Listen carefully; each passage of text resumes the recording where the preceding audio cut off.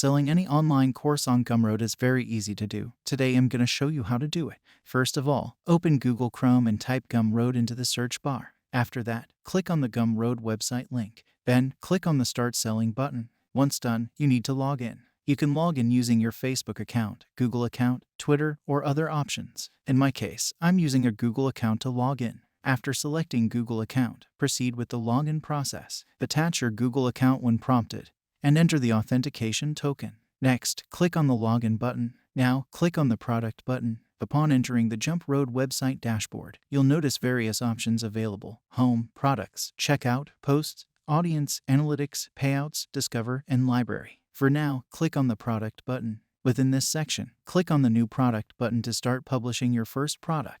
Here, you must select the appropriate product category.